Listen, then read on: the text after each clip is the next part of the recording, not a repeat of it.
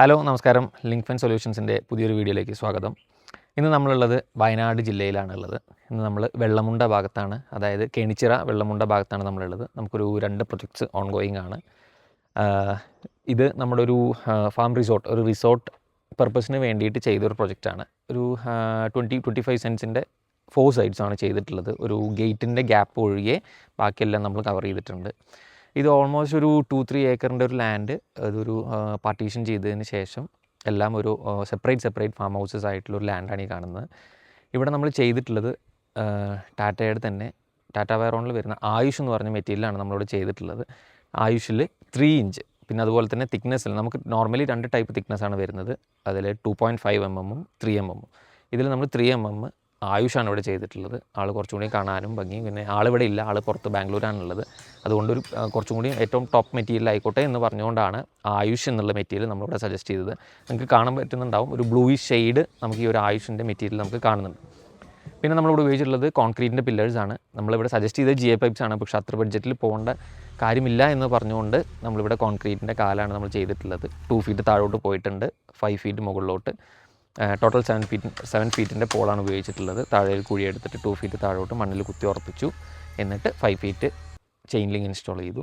അതുപോലെ തന്നെ 3 ലൈൻ സ്റ്റേവേഴ്സ് നമ്മളിവിടെ കൊടുത്തിട്ടുണ്ട്, പൊതുവെ എല്ലായിടത്തും ചെയ്യുന്ന പോലെ തന്നെ. പിന്നെ അതുപോലെ തന്നെ ടൈ ഉപയോഗിച്ചിരിക്കുന്നത് 14 ഗേജിൻ്റെയും അതുപോലെ തന്നെ 16 ഗേജിൻ്റെ വയേഴ്സാണ് നമ്മളിവിടെ ഉപയോഗിച്ചിട്ടുള്ളത്. അതുപോലെ തന്നെ ഇവിടെ ഒരു റിനോവേഷൻ പ്രൊജക്റ്റ് വരുന്നുണ്ട്, നമ്മൾ തന്നെയാണ് നോക്കുന്നുണ്ട്. നമ്മൾ മീറ്റിങ്സും കാര്യങ്ങളും കഴിഞ്ഞിട്ടില്ല. ഒരു റിനോവേഷൻ പ്രൊജക്റ്റ് കഴിഞ്ഞതിന് ശേഷമാണ് ബാക്കി ഇതിൻ്റെ ബാക്ക് സൈഡിൽ നമ്മൾ അമ്പലവയലിൽ ഒരു പ്രൊജക്റ്റ് ചെയ്തിരുന്നല്ലോ, അതിൻ്റെ വീഡിയോ കണ്ടിട്ട് കുറച്ച് അപ്ഡേഷൻസ് ഇവിടെ വരുത്താനുണ്ട്. പൂൾസും അതുപോലെ തന്നെ ഇൻറ്റീരിയേഴ്സും കാര്യങ്ങളൊക്കെ ചെയ്യണമെന്ന് പറഞ്ഞിട്ടുണ്ട്.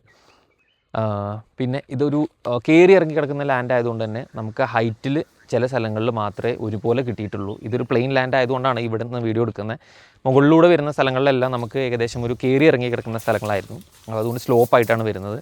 അതായത് ഗ്രൗണ്ടിൽ നിന്നും നമുക്ക് ഓൾമോസ്റ്റ് എല്ലായിടത്തും 5 ഫീറ്റ് നമുക്ക് കിട്ടുന്നുണ്ട്.